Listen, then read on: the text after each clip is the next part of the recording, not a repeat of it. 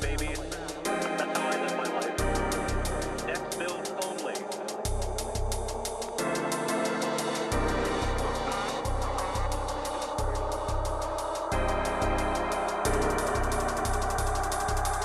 This is a certified Kahtide classic.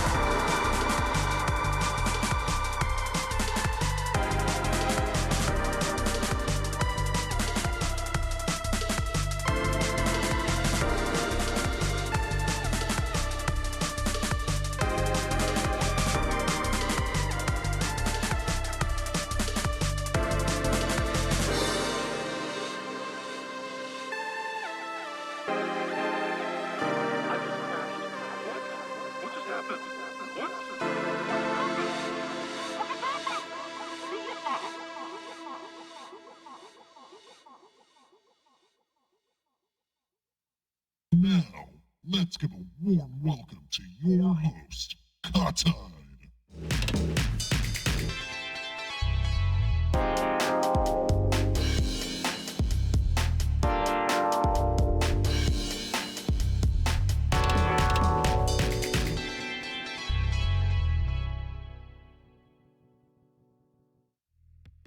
Hello, everybody. Welcome to another Coffee with Kahtide. It's me, Kahtide. How you doing, everybody? Hope you're having a good Sunday out there. You got your hot coffees right next to you, and I'm not talking about that mod. You know what I'm saying. How is everyone doing? It's me, your digital AI sentient artificial guy, the one, the only Kahtide. If you want to check me out there on the internet, you can see me on all the usual social media stream sites. I'm talking Instagram. I'm talking Tumblr, Blue Sky, Mastodon. I'm talking even X. We don't like X, but hey, you know what? I got my specs on there. That's what I do. How you doing, everybody? Don't forget, patreon.com/Kahtide, Discord link at the bottom, salvedevelopment.com, SALVE development.com for my video game project. If you want to go check it out, it's cooking, it's hot. There was a new update recently, so go take a look. Yeah, and let's get into it. There's a lot to cover today. Coffee with Kahtide is a show where we talk about news, pop culture, and usually I do things like answer questions or complain about something, or just, we do a little fun little bit at the end of the show, something interesting. So there's a lot to get into. We got student protests to cover. We got Kendrick dropping like 4 disses in a row. But we got a lot to cover, so we're going to dive into it. How's that sound, huh? What do we think, huh? It's time for the news. Let's hear it, Kahtide. Let's do it.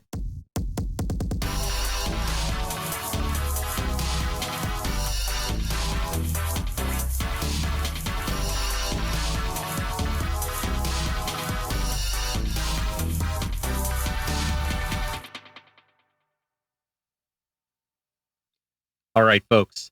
First things first, we're getting into the news. This is our news segment here. We're going to discuss a little bit about some of the activity going on here. And boy, has it been a busy week. I mean, I'm probably not even up to date on everything currently. But we're going to start out here with some of the updates over the last week concerning the student protests going on, not just nationwide in America, but evolving to spread everywhere. All over the place. Pretty crazy stuff. We're going to see if we can get some, there were some live updates here. Looks like they ceased their coverage pretty recently, a couple days ago, but we're going to look at some of the updates.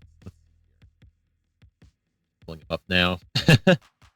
Okay, here, actually, we got some live updates now. Okay, this is from NBC News. We're talking campus protests. NYPD has moved in to clear protests at NYU and the new school. More than 2,300 people have been arrested nationwide in a series of protests at Columbia, at CCNY. There's a number of places where protests have been going on all across the country, and police response has been exaggerated. You don't know.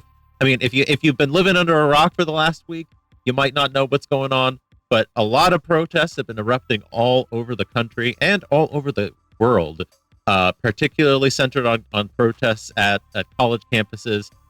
There's a lot of young students out there who are fed up with their universities being invested in a number of industries that relate to like the the genocide effort that Israel is perpetrating against the Palestinians. They are demanding divestment. They are demanding accountability into the finances of their universities, and really the response across many colleges has been to bring in the cops and sweep them out, and it has been really brutal. So we're going to see what NBC is currently reporting right now. Continue. In New York City, 2 more schools inviting the NYPD to clear pro-Palestinian encampments at NYU and the New School, where demonstrators turned their backs on police. Who's in charge? Anybody in charge here? More than 50 were arrested. Today, police pointing to disturbing leaflets they say they found during both crackdowns, one of which included violent threats. And at Portland State University in Oregon, new video shows damage done during the occupation of its library. And Hell today yeah. at Columbia University, Can President I just say, I'm just so proud of all these protesters. Can we just stop for a second? I just really want to quickly say, I am so goddamn proud of all these folks for everything that they did, for the occupations that they went through, for the pain they suffered. I won't go too much into detail about my history, but I have been in a similar protest a few years back. It's brutal. The cops are brutal on you. They are rude, awful, terrible people. They will push you all over the place. They will fuck you up in any way they can, and even in the ways that they're not allowed to. They will do anything that they want, really, in that you know, that cauldron that they generate. Because let me tell you, those protesters, I promise you, like 99 out of 100 of them weren't looking for a fight. They were not looking for a fight. They were there to protest. They were there to sit and to take inhabit their encampment, to make a statement. And the people that were escalating that protest, I promise you, were the police. And there's video evidence in many instances. There are people all over posting evidence of this. It's all over the place. Just look. Releasing this video message. A group of protesters crossed a new line with the occupation of Hamilton Hall.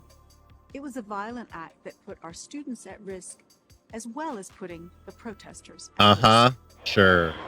This week's raid raising. Look at this. Let's go back for just a moment here.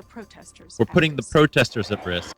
Look at this image here. I know for Spotify listeners, you can't see this, so I'm gonna describe it. There is a fucking ladder. This is a fucking like tactical vehicle that has been driven up to the library with a ladder, like with a ramp, so that the cops can crawl their way up into a window. All the cops are armored up, by the way. They all have guns on them. You can see guns right on them. They are climbing into this fucking library to start shit.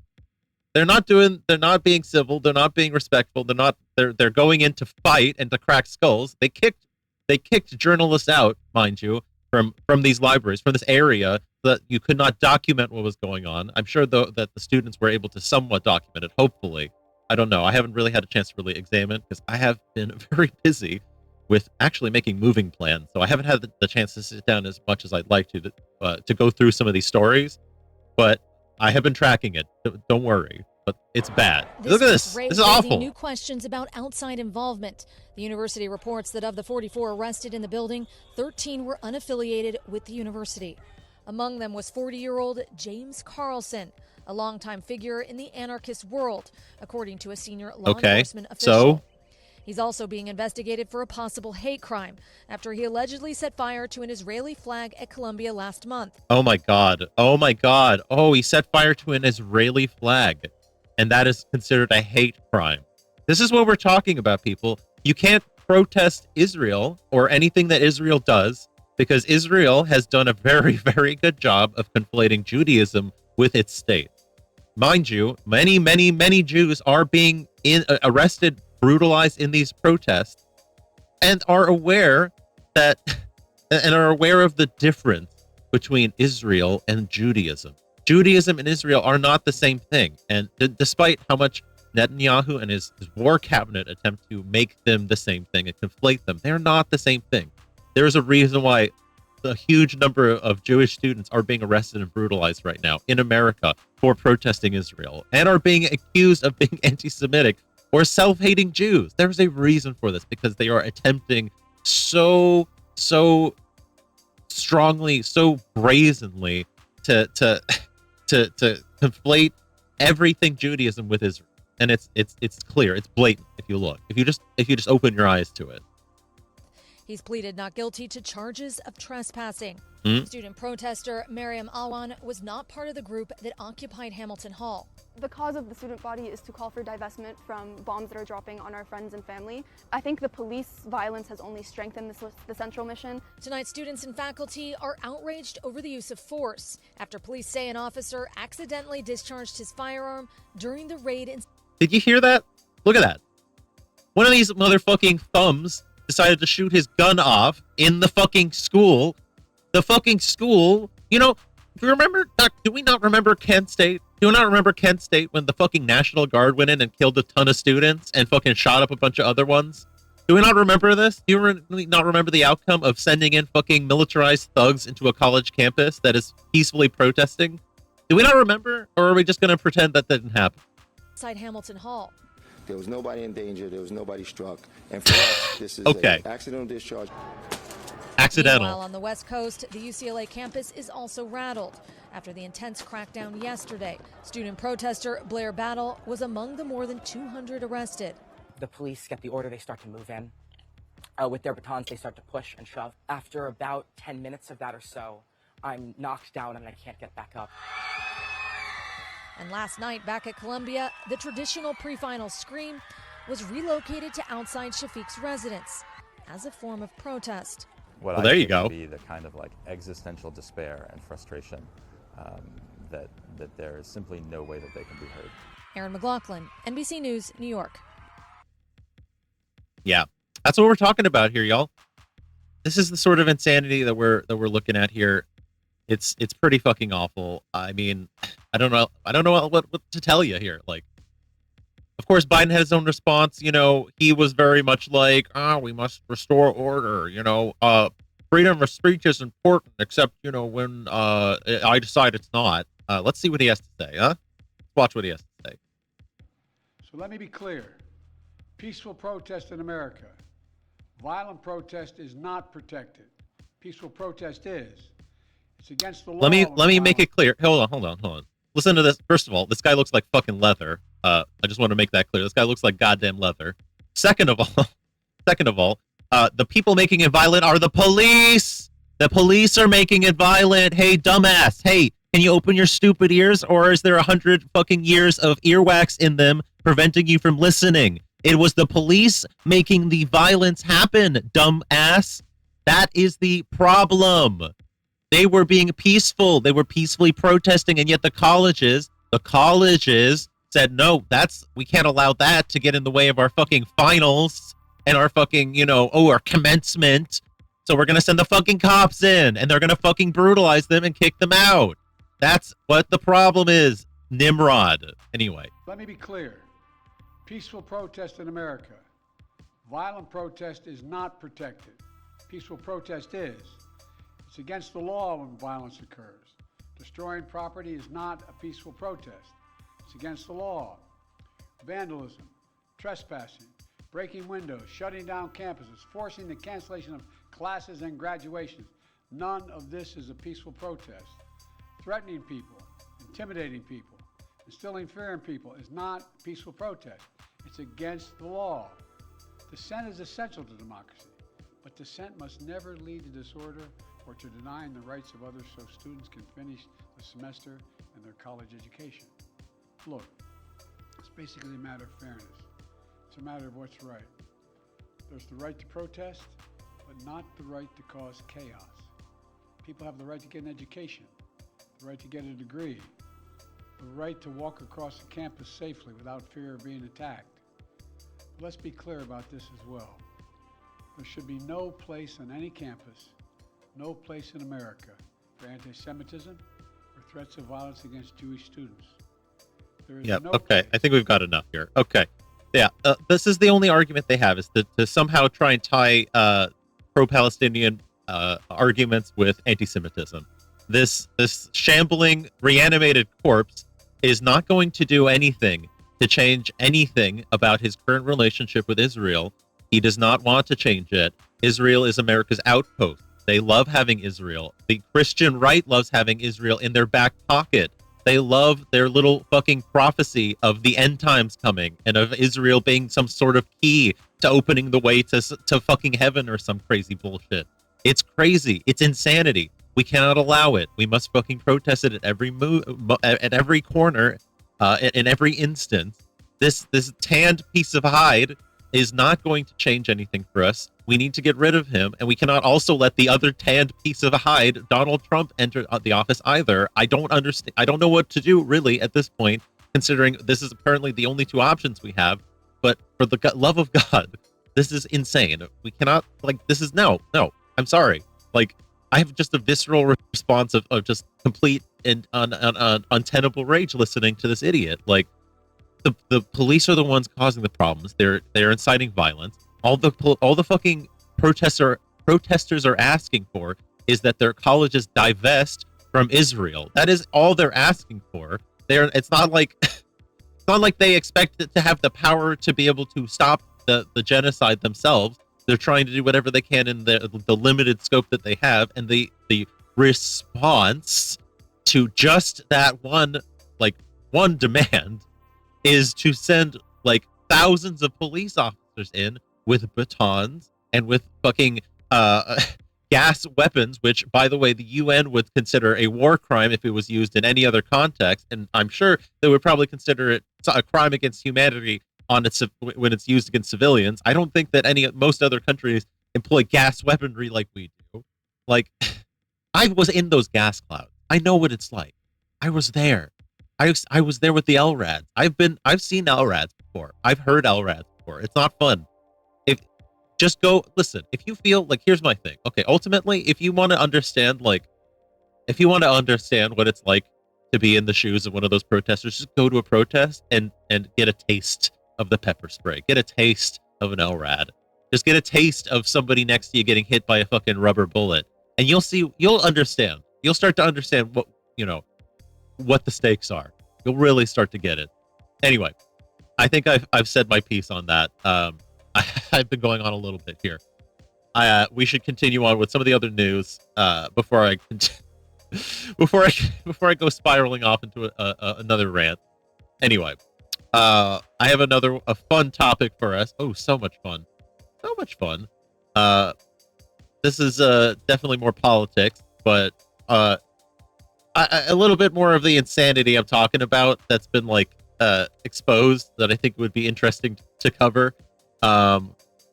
The potential running mate for Trump that people have been kind of pitching here, Kristi Noem, was recently I wouldn't say outed because she wrote about it in her book, but it was brought to light that she had a book that discussed a very graphically unpleasant moment of her shooting her own dog. So we're going to go into that really quickly here. So here we go. Dog lover South Dakota governor said 14-month-old hound was extremely dangerous, but failed to mention slowly killing a goat. Oh, I actually didn't hear about that too. She apparently slowly killed a goat as well. What? Hang on, I need to wet my whistle before we get into this one. Oh my God. Okay. Here we are. I'll just kind of read some of this. Kristi Noem, the governor of South Dakota, whose chance of being Donald Trump's presidential running mate was widely deemed over after she published a description of shooting dead a dog and a goat, claimed reports of the story were fake news, but also that the dog in question, Cricket, a 14-month-old wire-haired pointer, was extremely dangerous and deserved her fate. I believe it was in her book, wasn't it? I'm sorry, I have to double check here. Okay. Here we go. The Intelligencer says, Kristi Noem is in a tough spot. The best way to avoid having to tell Americans why you should still be on Donald Trump's VP shortlist despite killing your dog is to not take your 14-month-old puppy to a gravel pit and fatally shoot it. The second best way is to not tell that story in your own book. There we go. Thank you. Appreciate you confirming that, Intelligencer. Unfortunately, neither of those options is available to Noem, so she has to go with a third option. Explain yourself in an incredibly sympathetic interview with Sean Hannity. That's the other thing she went on Sean Hannity to try and discuss this. She says here, well, Sean, you know how the fake news works. They leave out some or most of the facts of a story. They put the worst spin on it, and that's what happened in this case. She claimed that the dog wasn't a puppy, because the truth of this story is that this was a working dog, and it was not a puppy. Okay. She goes on to say, it was a dog that was extremely dangerous. It had come to us from a family who had found her way too aggressive. We were her second chance. And the day she was put down was the day she massacred livestock that were part of our neighbors. She attacked me, and it was a hard decision. Farmers and ranchers, they expect it. They know that once an animal like this starts killing just because they enjoy it, that is a very dangerous animal. Let's just listen to her say it. I think we can listen to her say it. How about that? We'll watch a Hannity clip. All right, South Dakota Governor Christie. Oh my God. I'm sorry. I know I keep ragging on their appearance. That's probably not like a decent thing of me to do, but this guy, look at him. God, he looks like he's been like resurrected by some sort of lich. I don't know what to say. Noem is facing backlash after an excerpt from her upcoming memoir was released. Now, Governor Noem tells a story about how she had to shoot and kill her 14-month-old dog because the dog was untrainable and, quote, less than a worthless as a hunting dog. She also wrote about killing her family's goat shortly after, saying the goat was, quote, nasty and mean and smelled disgusting. These stories quickly went. Okay. She said it's because it had not been castrated. Look, I can already tell you that there is a method for this. So that is on her. Okay. I've been around people who have raised goats before. There is a method to like safely castrate them. You tie rubber bands around their balls, which eventually atrophies them. And then they fall off eventually. That is how you do it. It is a way to do it. It's not, I personally, I'm not like saying it's like a good or bad thing, but it's easy to do. And well, it's done often. So it is her responsibility to castrate her own fucking goat if that's what she wants to do as a farmer. I don't understand. I'm sorry. This is why are you like, she's bragging about things like this? Like it almost seems like she's trying to sound like she's hard or something. Like, yeah, I killed a goat. I killed a dog. I'm hard. I don't care. I'll do whatever it takes. Like, what are you doing? Like, is that really what you need to do? Like, what the hell? Viral. Noem is being attacked by both Republicans and Democrats, dog lovers and goat lovers. Anyway, joining us with her first interview since the backlash is the author of the upcoming book. This is insane. I don't think you need to kill a dog or a goat, lady. I don't think you need to do that. Also, hold on. She's got the well-behaved women rarely make history line right on her desk there. That's insane. I know you haven't. You have responded. You responded on X on Sunday. And you gave more explanation to this, but you talk about this 14-month-old dog as untrainable. You describe it as a trained assassin. A trained assassin. Listen, I'm sorry. Like, even with working dogs, like, no, this is unacceptable. You have to.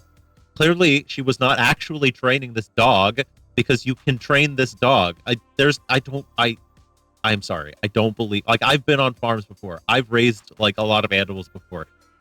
No, you have to take the time with the dog. You have to be there for the dog. It is an intensive process. If you were a goddamn governor, you're clearly not going to have the time to train the dog. Maybe you should have hired someone to do it for you.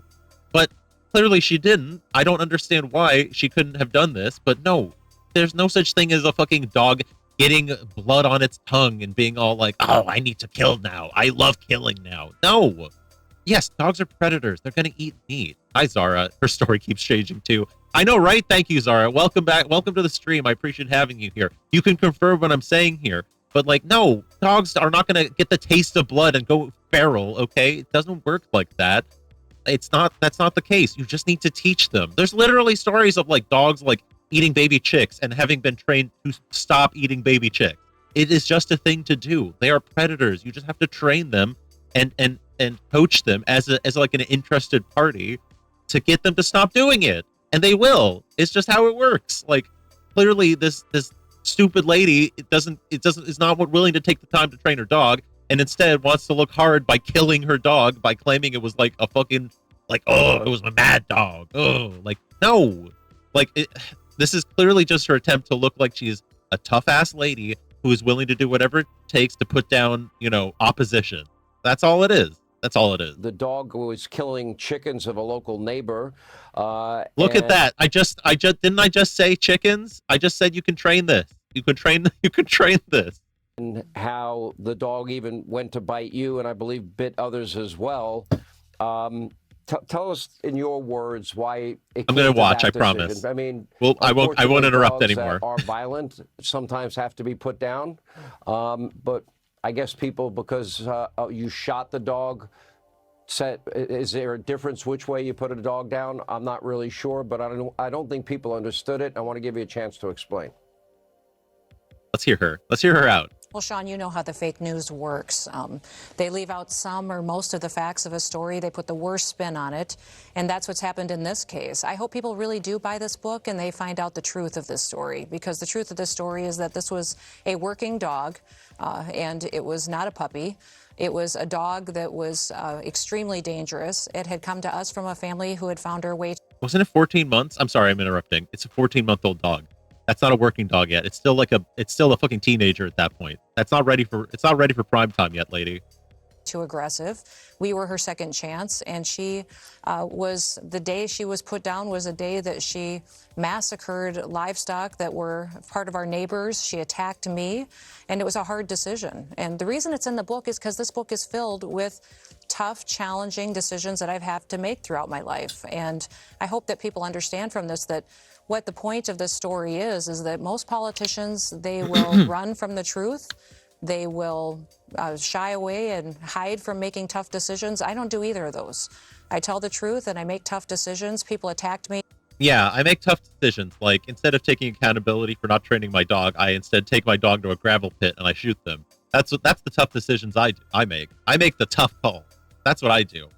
During COVID for keeping my state open. They called me wrong and attacked me night after night on TV. Yes, you were wrong for leaving your state open during COVID, you stupid, crazy. Oh, my God.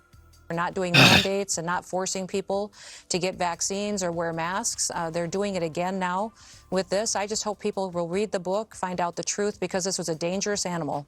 And I had a choice between keeping my small children and other people safe or a dangerous animal, and I chose the safety of my children.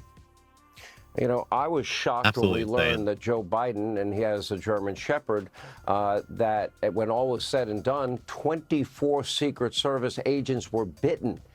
It's a German Shepherd. It's a security dog.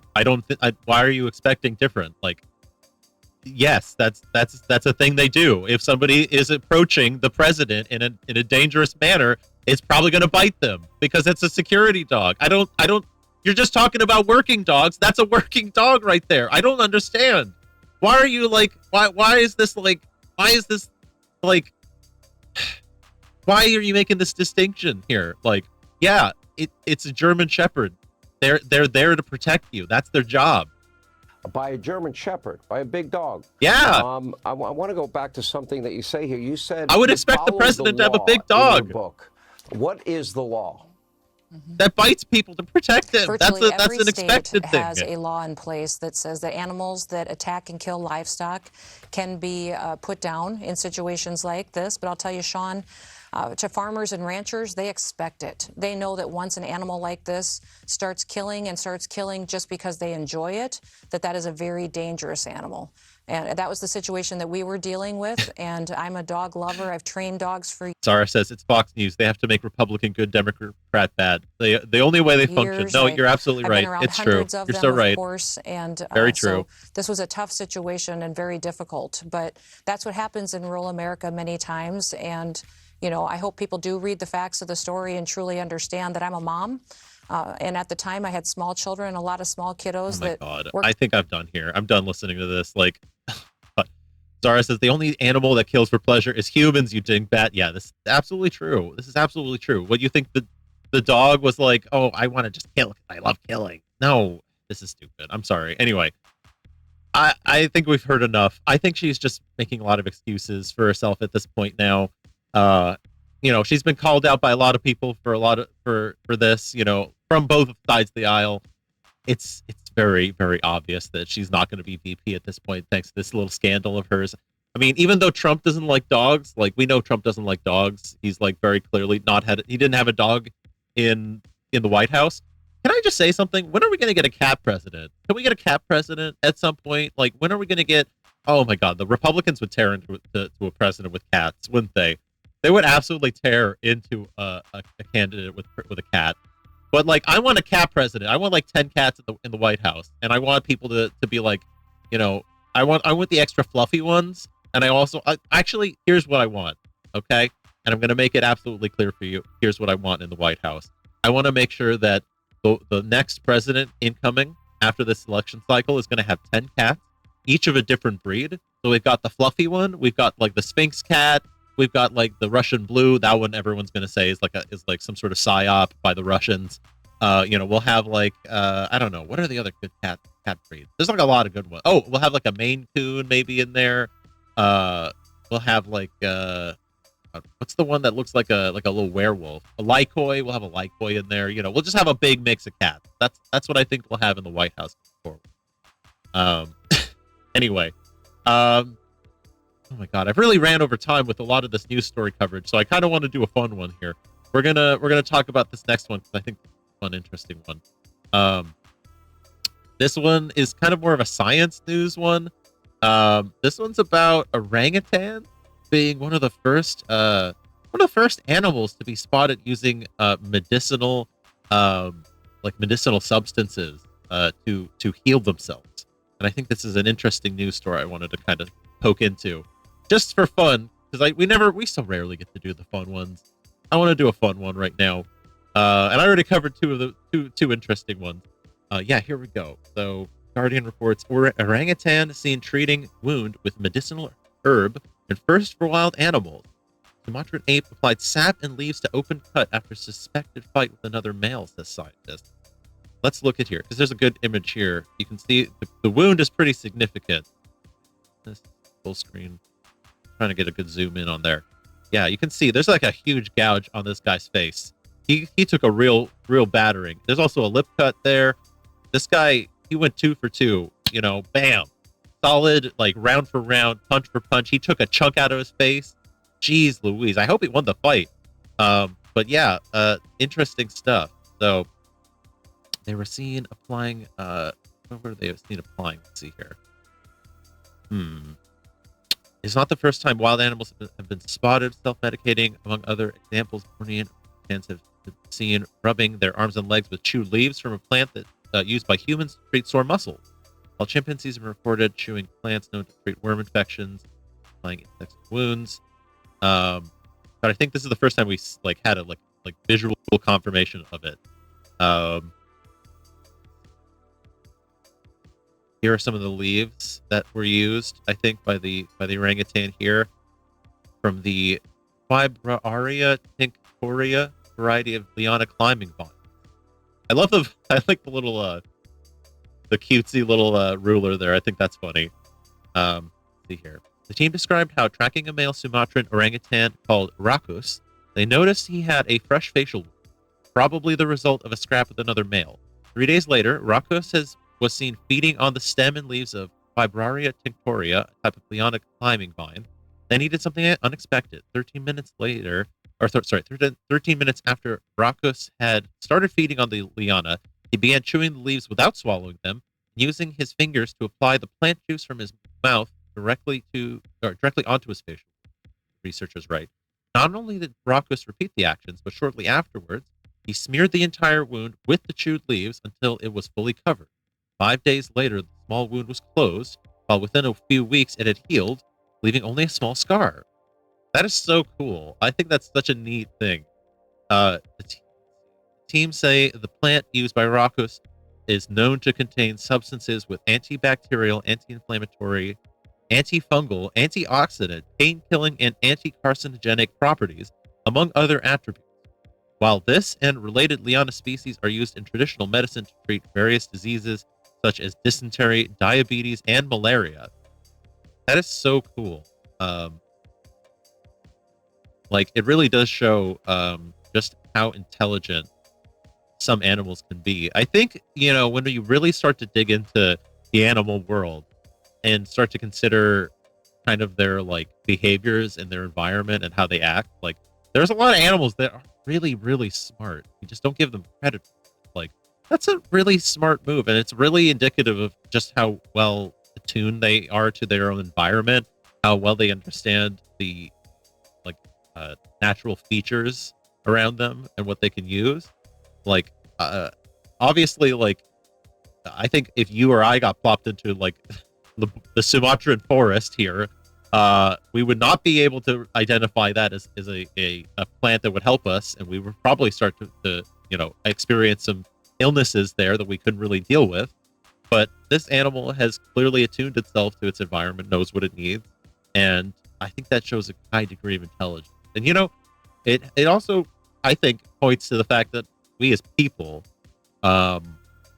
often disregard types of intelligences that are not easily quantified. Like there's a lot of intelligences out there that are not, book learning or not studying or not fact wise. Like that's not like learning facts or learning like memorization. That's not necessarily an intelligence. Like that is a kind of intelligence, but that's not all intelligence. There's social intelligence, like environmental intelligence. There is like self-intelligence, awareness of yourself, not just like your mental state, but also your physical state. Like there's a lot of different ways that you can be smart, I think. And orangutans show us that we can do it in a lot of ways, I think. So that's a cool little tidbit I think we can drop in there. I think it's probably time we move on to the thing that we really want to cover at this point.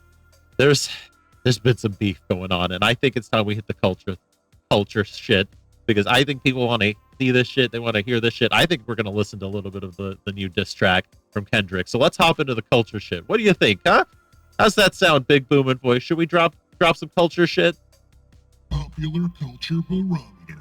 It's time for the weather report. Let's get in it.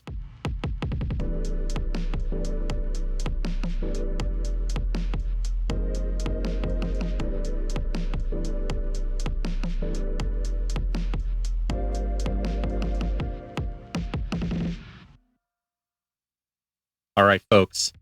Yeah, we're here. We're hitting the main event.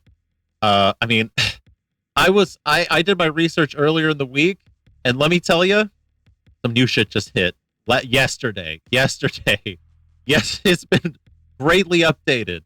Let me dive in here. Okay, we're looking at the timeline. Drake and Kendrick, Lamar feud timeline. Lamar labels Drake a certified pedophile in its latest diss track, Not Like Us.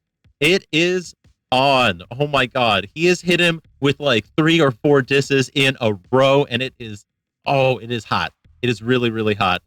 Okay. Let's get to the latest updates here. I mean, we can go into some of the past stuff here, but basically, Drake, he dropped his initial track here. Let's see here. There was a lot of like, here's what happened. Let's dig into it. Let's just dig into it really quickly, okay? First person shooter comes out. Drake, J. Cole, they collaborate. They talk about them and Kendrick being the big three. Okay. Lamar says, he drops a verse. He says that, he doesn't think that they're the big three. It's just him, Okay. J. Cole drops 7-minute drill. Doesn't go well. He backs down. Push-ups comes out. Drake responds. He hits on Lamar, calls him short, talks about his collaborations, laughs at him, blah, blah, blah. We got a bunch of fucking bullshit that comes out, a bunch of, there's like, here we go. Tailor-made freestyle. AI generated voices come out. Snoop Dogg, Tupac, Drake puts them on the track. It sounds like shit. Obviously, nobody likes it. It's just there to stoke some more fire, try and put a little bit of more fire under Kendrick's ass. Really clearly, we can see that. Kanye tries to jump in there with his own track. It's shit. Okay. Then we finally get the response. Euphoria hits April 30th. 6-minute long diss track. It hits hard. Boom, boom, boom. Really goes into it. But you know what? He's still pulling punches. You can tell. He's still pulling punches. Drake responds. He posts a clip. Euphoria jumps up in the track. Then he drops another one. Kendrick drops another one. 616 in LA.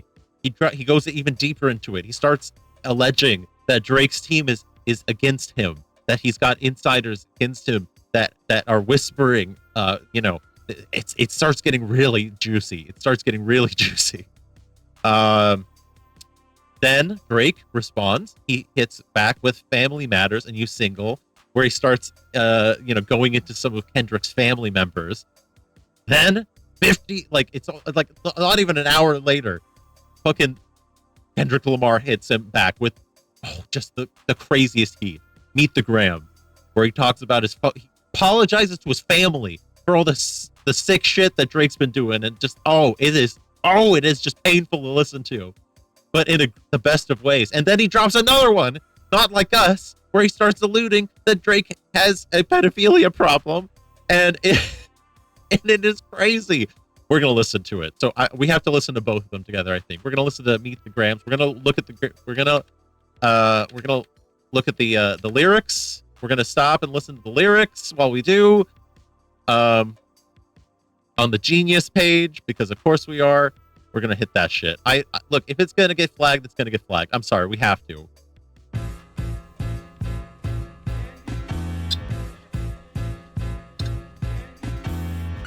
Dear Adonis, I'm sorry that man is your father. Let me be honest. Oof. It takes a man to be a man. Your dad is not responsive. I look at him and wish your grandpa would have wore a condom. I'm sorry that you gotta grow up and then stand behind them. Life is hard, I know. The challenges always go beat us home. Sometimes our parents make mistakes that affect us until we grown. Oh my God. I'm sorry. I have to stop. I'm going to stop and we're going to do commentary. That's how we're going to get around this. So I think he's addressing his fucking 6-year-old son here. He's saying that he wishes grandpa wore a condom. He talks about how he wants to be his mentor because his daddy doesn't teach him anything. What the fuck, man? Oh my God. We're okay. Kids that need good leadership. Let me be your mentor since your daddy don't teach you shit. Never let a man piss on your leg, son. Either you die right there or pop that man in the head, son. Never fall in the escort business. That's bad religion. Please remember, you could be a bitch even if you got bitches. Never code switch, whether right or wrong. You're a black man, even if it don't benefit your goals. Do some push-ups, get some discipline. Don't cut them corners like your daddy did. Fuck what Ozempic did. Don't. By the way, this is. I want to point this out.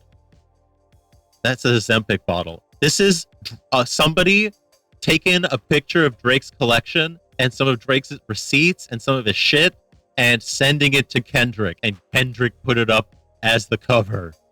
Like that, I think he's got some Percocet up in there too. I'm not zooming in. I don't want to zoom in, but he's coming in. He's coming for the fucking jugular. He is not kidding around anymore. To play with them Brazilians, get a gym membership. Understand, no throwing rocks and hiding hands, that's law. Don't be ashamed about who you with, that's how he treats your moms. Don't have a kid to hide again. Be sure. 5% will comprehend, but 95 is lost. Be proud of who you are. Your strength come from within. A lot of superstars that's real, but your daddy ain't one of them. And you nothing like him. You'll carry yourself as king. Can't understand me right now. Just play this when you 18. Play this when. Can't understand me right now. Just play this when you're 18. Yo. This entire bar is just like, oh my God, just like a letter. It's a letter to his son where he's just saying, like, listen, I'm sorry your dad turned out like this. I'm so sorry that this turned out the way that it did.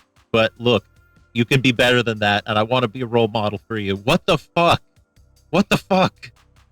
And then he comes to his fucking mom.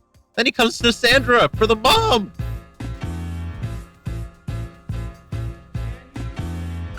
Dear Sandra, your son got some habits, I hope you don't undermine them. Especially with other girls that's hurt inside this climate. You're a woman, so you know how it feels to be in alignment with emotions, hoping a man can see you and not be blinded. Dear Dennis, you gave birth to a master manipulator. Even using you to prove who he is a huge favor. I think you should ask for more paper, and more paper, and more paper. Oh my God. So he's addressing his parents, Sandra and Dennis, and he's saying you should ask for some more money from your son to prove him. I'm blaming you for all this gambling Oh. addictions, psychopath intuition, the man that liked to play victim. You raised a horrible fucking person. The nerve of you, Dennis. Sandra, sit down. What I'm about to say is heavy. Now listen. Oh. Your son's a sick man with sick thoughts. I think niggas like him should die. Weinstein should get fucked up in a cell for the rest of their life. He hates black women, hypersexualize them with kinks of a nympho fetish. Grew facial hair because he understood being the beard just fit him better. He got sex offenders on Hovio that he keep on a monthly allowance. A child should never be compromised, and he keeping his child around him. And we gotta raise our daughters knowing there's predators like him lurking. Fuck a rap battle, he should die so all of these women can live with a purpose. What the fuck? That. Holy shit. Your son's a sick man with sick thoughts. Oh my God. He should get fucked up in a cell for the rest of his life. That he is not holding back anything. Oh my God. He's got sex offenders on Hovio that he keep on a monthly allowance. I've been in this industry 12 years. I'ma tell y'all one little secret. There's some weird shit going on, and some of these artists be here to police it. They be streamlining victims all inside of their home and calling them tender. Then leak videos of themselves to further push their agendas. To any woman that be playing this music, know that you're playing your sister. Or better yet, selling your niece. To the weirdos, not the good ones. Cat Williams, I gave you the truth, so I'ma get mines. The embassy about to get raided too. It's only a matter of time. Hey, Lil Bron, keep the family away. Hey, Whoa. Oh, that's his home. That's the embassy. He's saying that he thinks that Drake's house, his mansion's gonna get raided soon.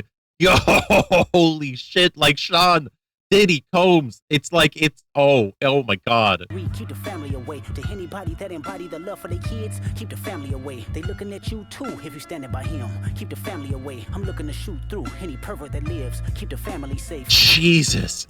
Holy shit. That is magma he is spitting. Dear baby girl, I'm sorry that your father not active inside your world. Oh my God. He don't commit to much but his music, yeah, that's for sure. He a narcissist, misogynist, living inside his songs. Try to destroy families rather than taking care of his own. Should be teaching you timetables or watching Frozen with you. Or at your 11th birthday singing poems with you. Instead of being Turks paying for sex and popping perks, examples that you don't deserve. I want to tell you that. Oh my God. Oh my God. I think this is the girl he's exposing. His abandoned daughter. Because I think he got exposed for a second kid. I mean, that's what's happening here, yo. I mean, he's saying he could, oh my God. I mean, I just want to pause for a specific verse here. He's a narcissist, misogynist living inside his songs. I mean, that is a line. That is a bar. You're loved, you're brave, you're kind. You got a gift to change the world and can change your father's mind. Cause our children is the future, but he lives inside confusion. Money's always been illusion, but that's the life he's used to. His father probably didn't claim him neither. Ouch. Who repeats itself sometimes. Ouch. His father probably didn't claim him neither. I mean, he's just fucking like psychological. He's just being a psychiatrist at this point. He's just breaking it all down at this point. Jesus Christ. Well, I would like to say it's not your fault that he's hiding another child. Give him grace. The reason I made Mr. Morale, so our babies like you can cope later. Give you some confidence to go through something. It's hope later. I never want to hear you chasing men cause it's felt behavior. Sitting in the club with sugar daddies for validation. You need to know that love is eternity and trumps all pain. I tell you who your father is, just play this song when it rains. Yes, he's a hit maker, songwriter, superstar, right? And a fucking dead beat that should never say more life. Meet the Jeez. He's just like, please, I want you to like have a better life than he could ever give you. Like, please, you can do better than him. You don't have to follow the example he set for you. You can do better. And I think that is insane. He's straight coming for his family at this point. Oh my God. Wow. Dear This is for Abba, Drake. I know you probably thinking I wanted to crash your party, but truthfully I don't have a hating bone in my body. This supposed to be a good exhibition within the game, but you fucked up the moment you called out my family's name. Oh. I had to stoop so low to discredit some decent people. Guess integrity is lost when the metaphors doesn't reach you. And I like to understand, cause your house was never a home. 37, but you showing up as a 7-year-old. You got gambling problems, drinking problems, pill popping and spending problems, bad with money, whorehouse, soliciting women problems. Therapy's a lovely start, but I suggest some ayahuasca, strip the ego from the bottom. Oh my God. Bro's advocating for some like heavy psychedelics so that Drake can fucking rediscover himself and start to really realize what's important in life. What the fuck? Jesus Christ. He's calling him out for everything. His gambling, his fucking drug addiction, his drinking. Oh my God, his like negative like sexual behavior. What the fuck? I try to empathize with you, cause I know that you ain't been through nothing. Crave entitlement, but wanna be like so bad that it's puzzling. No dominance. Let's recap moments when you didn't fit in. No secret handshakes with your friend. No pressure cachet to binge. Just disrespecting your mother. Identities on the fence. Don't know which family will love you. The skin that you living in is compromised and personas can't channel your masculine. Even when standing next to a woman, you a body shamer. You go hide them baby mamas, ain't you? You embarrassed of them. That's not right. That ain't how mama raised us. Take that mask off. I wanna see what's under them achievements. Why believe you? You never gave us nothing to believe in. Cause you lied about religious views. You lied about your surgery. You lied about your accent and your past tense. All is perjury. You lied about your ghost riders. You lied about your crew members. They all pussy. You lied on them. I know they all got you in them. You lied about your son. You lied about your daughter, huh? You lied about them other kids that's out there hoping that you come. You lied about the only artist that can offer you some help. Fuck a rap battle. This a long life battle with yourself. Lord, listen, I gotta say, Drake, if you're ever hear me out, why didn't you just go for the vasectomy? If you didn't want children and you wanted to fuck this bad, you should have snipped them, man. Like, what the fuck? Hiding these children, man. That ain't right. Hiding the baby mamas, that ain't right. I'm sorry. I agree with Kendrick on this one, man. Keep it. You gotta wear it on your sleeve. You can't be that kind of guy that's hiding this shit, especially not at your position, dude. You cannot do that. Wow, he just came right for him, and this isn't even this is the third one. We got another one. We got to listen to, because that ain't the last one. We got to listen to Not Like Us now. Holy shit! It gets even worse. Oh my God, there's the embassy. That's his mansion, baby. That's his mansion. We are gonna listen to this one now. I see dead people. Okay, we're digging into this next one now. Hey, mustard on the beat, ho, Debo, any rap nigga, he a freak though, man, damn, call her Amber Lambs, tell him breathe, bro, nail a nigga to the cross, he walk around like Tizo. What's up with these jabroni ass niggas trying to see Compton? The industry can hate me, fuck them all and they mama. How many options you really got? I mean, it's too many options. I'm finna pass on this body, I'm John Stockton. Okay. Beat your ass and hide the Bible if God watching. Sometimes you gotta pop out and show niggas. Certified boogeyman, I'm the one that up to score with him. Walking down the whole time, I know he got some hoe in him. Pole on him, extort shit, bully the flow on him. Say Drake, I hear you like I'm young. You better not ever go to cell block 1. To any bitch that talk to him and they in love, just make sure you hide your little sister from him. Johnny Chubb's the only one that get your hand-downs and party at the party playing with his nose now. And Bobby got a weird case, why is he around? Certified lover boy, certified pedophile. That fuck him up. I'ma do my stuff. Why you trolling like a bitch? Ain't you tired? Trying to strike a chord and it's probably A minor. Trying to strike a chord and it's probably A minor. What the fuck? What the fuck? Holy shit. That is an insane line. That is an insane line. Certified lover boy, certified pedophile. Holy shit. Holy shit. I mean, we've all seen the video where Drake started kissing up on that 17-year-old girl and he's like, whoa, I can't do that. I can't go to jail. Holy shit. He's dropping fire. They not like us. They not like us. They not like us. They not like us. They not like us. They not like us. You think the Bay gon' let you disrespect Pop, nigga? I think that Oakland show gon' be your last stop, nigga. Woo. They cold foul. I don't know why you still pretending. What is the owl? Bird niggas and bird bitches. Go. The Hardy Oh my is God. I just do love that line. You think the Bay gonna let you disrespect Pac?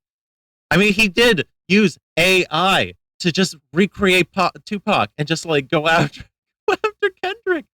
I would not be surprised if someone wanted to act up on that. Oh my God. Jesus Christ. dumb. Shape the stories how you want. Hey Drake, they're not slow. Rabbit hole is still deep. I can go further, I promise. Ain't there some P-rest that's for bitching? You Malibu most wanted. Ain't no law boy, you ball boy. Fish Gatorade or something. Since 2009, I had this bitch jumping. You niggas will get a wedgie. Be flipped over your boxes. Or over your foe. The other vaginal option.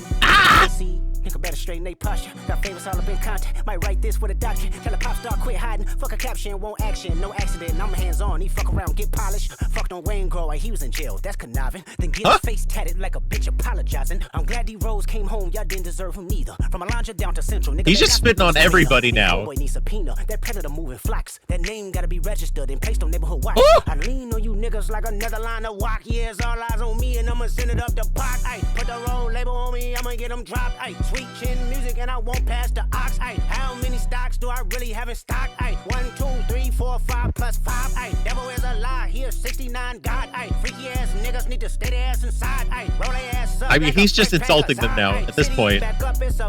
He's just insulting them at this point now. He's just going straight for him. I mean, he already dropped on accusations already. They not like us. They not like us. They not like us. They not like us. They not like us. Once upon a time, all of us was in chains. Homie still double down, calling us some slaves. Atlanta was the mecca, building railroads and trains. Bear with me for a second, let me put y'all on game. The settlers was using town folk to make them richer. Fast forward 2024, you got the same agenda. You go to Atlanta when you need a check back. Let me break it down for you. This the real nigga challenge. Holy shit! Holy shit! Oh my God. Let's break that down, okay? He's saying that Atlanta there was a lot of slaves there, building railroads and trains. And then now, in 2024, he's doing the same thing that white people did to black people in Atlanta. He goes to Atlanta to get some money. Oh my God. And exploit people. What the fuck? Oh my God. That is brutal. When you didn't see the club, like, what? Little baby help you get your lingo up. Little baby? Wait. He said little baby. Little baby help you get your lingo up. Holy shit, Lil Baby. Slime in your head. Like, what? Quavo said you can be from North Side. What? 2 Chainz say you good, but he lied. You went to Atlanta when you need a few dollars. No, you're not a colleague, you a fucking colonizer. You're not a colleague, you're a colonizer. Guys plan to show y'all the liar. He's just taking advantage of everybody. He's just saying Drake's taking advantage of everybody. He a fan here. Freaky ass nigga, he a 69 God. Freaky ass nigga, he a 69 God. Hey, run for your life. Ouch. Hey, run for your life. Freaky ass nigga, he a 69 God. Freaky ass nigga, he a 69 God. Hey. Well, yeah, there it is. That's the talk of the town, baby, and I'm sure it's not even done yet. Not even done yet, baby. I'm sure there's going to be even more fire. I would not be surprised if he has like 2 or 3 more locked and loaded in the chamber ready to go in case Drake's dropped something else. Holy shit. Then step this way, step that way, then step this way. Jesus Christ. Apparently, tailor-made freestyle is no longer available to stream after Tupac Shakur's estate threatened legal action for the AI-generated use of his voice. My God in heaven. Euphoria. Nope. We're not going to listen to Euphoria, but that's really good too. I've listened to enough enough potentially copyrighted music at this point. We're going to call it there. But yeah, that's the culture right now. That's the heat. Everybody's talking about this right now. It is insane. I cannot believe he went for the jugular like that. But he really went for it. He really went for it. People, this is only gonna continue. Only gonna continue heating up. I can only see it spicing up a bit more. Okay. Yeah. That's the big news headline right now. Breaking news, more developments to come, I'm sure to follow. Let's go into some of the other news right now. Oh my God. Ooh. Oh, okay. I need to take a breather actually. Whoa. How you doing, everybody? Hope you're having a fun time. This is Coffee with Kahtide. I'm here talking news, politics, entertainment, culture. We're going to complain a bit later as well. Going into some complaints later. It's going to be fun. Let's do some new streamer news. That's what we'll do. We'll wind down with some interesting streamer news that's been breaking down amongst a few people, a few individuals with some wide fan bases on the Twitch platform. I think it's going to be worth investigating a little bit here. The feud here is related to Tron, who was recently banned. Banned for the third time, I should say here. That was an old article. I don't know why that one came up. Tron received her third ban on Twitch. I think that's her last one. I think this is her permanent ban at this point. But because of that, she's been involved in some drama here. So it's a streamer's feud with Asmongold and XQC. The drama between Asmongold and Tron likely began when she publicly admitted to liking a tweet about the OTK co-founder. The tweet connected Asmongold's unhealthy lifestyle to the passing of his mother. Oof. It also said that XQC's lifestyle hasn't done that, so he's above Asmongold in that respect. So she's always been known for dropping a lot of controversial takes. Let's see here. Oh my god. I don't know if is the clip even available anymore? I don't think it's available anymore. I don't think it is. Yeah. Apparently she said, let's see what she said. She was talking about how she had no respect for Asmongold, saying that he let his mother live in his house, which I imagine was not in good condition at the time, while suffering from COPD, despite being a millionaire. She further went on to say that she didn't care if it made her a bad person to say this. Wait, is this the clip? Yes, I did like that tweet. It says, thankfully, XQC's lifestyle hasn't led directly to the death of one of his parents yet, so he has that going for him over Asmon at least. I'll admit, I did like that tweet, and I have a lack of respect for Asmongold after letting his mom with COPD live in those sort of conditions. I'm sorry. Like, you're a millionaire. You have all of the resources in the world. Why is your sick mother living like that? Like, I'll say it. I don't care. If that makes me a bad person, still miles above of Asmongold. She's that bitch. She's that bitch. Asmongold. I'm sorry. Like, I have literally a fraction of the income, and I take better care of my parents than that. And I don't have anywhere near close the resources that he... Holy shit. That is quite the line. That is quite the line. Here. He responded back saying, here. I respond back. I say, you're fat and you spend your life smoking weed and doing drugs. If anyone's a stinker, it's you. That's true. And I'm not insulting her. This is just an observation. She is fat. If you're fat, you sweat more. And if you sweat more, you're going to smell bad more. I'm not being offensive. I'm just making an observation. Okay. That's not quite the line. That's not quite the brutal line, I would say. That I would not say that's quite the brutal line. That is just kind of fat phobic. So, you know, whatever. Let's see here. He then went on to say Tron stopped being popular 10 years ago, and the only way she remained relevant was by attacking others that people on the internet dislike. I mean, I won't necessarily disagree. I think that does come up a lot. She does tend to get into a lot of hot water for this sort of thing. Let's see. XUC says, money is financial freedom. Freedom is having the ability to choose what you want to do as much as possible. Why are you mad that he lives the way he wants to? You have a lot of money too, yet you are overweight and choose to smoke weed all the time.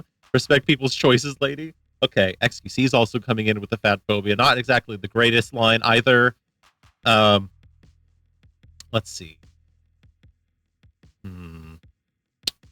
Tron rebuts back and says, just being quote-unquote morbidly obese, quote-unquote drug addict in the opinions of forever single, severely depressed quote-unquote men on the internet. Y'all really need to find a better insult. Apparently she hasn't given much more of an indication of anything else here.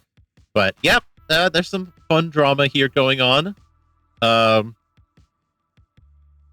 Okay.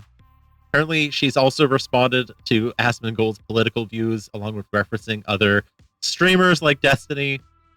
She's quoted saying, "Being called a terrible person by hordes of Destiny, Asmongold, and XQC fans is such a fucking joke. Like, do you people realize who you stand? Y'all and these dumpster men you fangirl over collectively make the internet unbearable for anyone who is an entitled white man." She blasted. Wow. Okay. I mean, Asmongold's not great, I won't say. I mean, he apparently put a $30,000 bounty on former game dev Mark Curran over his petition to uncensor Stellar Blade. I don't know why. Oh, wait, no, sorry. He joked about it. He joked about it. My bad. He joked about it. No one's trying to kill you. They want you to shut the fuck up and stop perpetually victimizing yourself. I wish you would disappear. Interesting. That's a quote from Casey Tron as well. Yeah, I don't know. It's a lot of like pointless drama. I don't know why they're fighting here. What's the point? Like, I mean, she's a shitster, I will admit. She does shitster a lot. But she just liked a tweet. Who cares? Like, it's a tweet. I don't give a shit. Tweets are like the fart of the internet at this point, in my opinion. So honestly, it's probably just for clicks, money, and shit. You know, it's an interesting thing to keep people coming back to the stream and keep people enticed. And there's probably some entitlement there as well. Like, you know, oh, you know, I worked hard for my stream and stuff. I'm entitled to pop off when someone insults me for the work I've done, blah, blah, blah, you know. But I don't know. It seems like a kind of a waste of time at this point. You could be doing other better things at this point than responding to it. If you feel like, here's the thing, if you feel like Casey Tron was relevant 10 years ago and isn't relevant anymore, then why the fuck do you care what she's saying at this point? Like, who cares? Ignore her then. Does it matter? Like, I don't give a shit. Like, I just don't pay attention to that shit. Like, who cares? Move on. I don't know. Anyway, that's just my take. We got more news. We got more culture news, and this one's an interesting one. Everyone was talking about Quiet on Set a few weeks ago, and Dan Schneider has hit back. He is countersuing. He's suing. Well, not countersuing, but he is countering the narrative by suing. He is actually alleging defamation against the Quiet on Set makers. We're going to learn a little bit about what he's saying here. Let's see. He filed a slander and libel lawsuit on May 1st in Los Angeles Superior Court against the parent company of ID, Warner Brothers Discovery, the producers Maxine Productions and Sony Pictures Television, and the directors Mary Robertson and Emma Schwartz. He says in the filing that the 5-part series wrongly claims he sexually abused the children worked on his shows. I'm sorry. I haven't actually watched it, and I would need to clarify, but I don't believe in the shows. They said that he specifically sexually abused anyone, but that he had people in his employ that sexually abused him. But I could be wrong on that, and I would have to double check on that. So, correct, if I'm wrong on that, do just please fact check that. The lawsuit states, while it is indisputable that child sex abusers worked on Nickelodeon's shows in that era, the doc looks at the convictions of acting coach Brian Peck, who sexually abused Drake Bell, production assistant Jason Handy, and animator Hazel Channel. It is likewise indisputable that Schneider had no knowledge of their abuse, was not complicit in the abuse, condemned the abuse once it was discovered, and critically was not a child sexual abuser himself. Let's see. Yeah. Interesting. Schneider takes issue with the trailer for the series as well as episode 1, 2, and 5, which he says falsely stated and implied he is a criminal and child sex abuser. He claims it was edited for the sake of clickbait, ratings, and views, or put differently, money, and says defendants have destroyed his reputation and legacy through the false statements and implications. Here's the trailer. We can watch the trailer really quick. In the early 90s, Nickelodeon was kid everything. And you better hope that your house had cable. Wasn't there to educate you. We were there to have fun, to get slimed, to be entertained. And this is when Dan Schneider arrives, Nickelodeon's golden boy. Mm-hmm, Created these shows that were hugely successful for them. No one had ever really done sketch comedy starring kids for kids. He launched the careers of child actors who became major stars. For 20 years, he shaped children's entertainment and culture. Thank you for being here. Okay. But that marked one of the darkest chapters.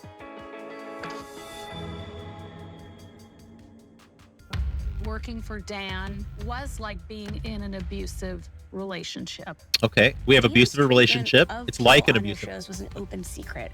Open So secret. my lawyer filed complaints, gender discrimination, Gender hostile work discrimination, environment, hostile work harassment. environment, It was harassment. so devastating. Okay. How safe can any kids be in that environment? There would be even bigger problems down the line with actual pedophiles on set. Okay, pedophiles on set.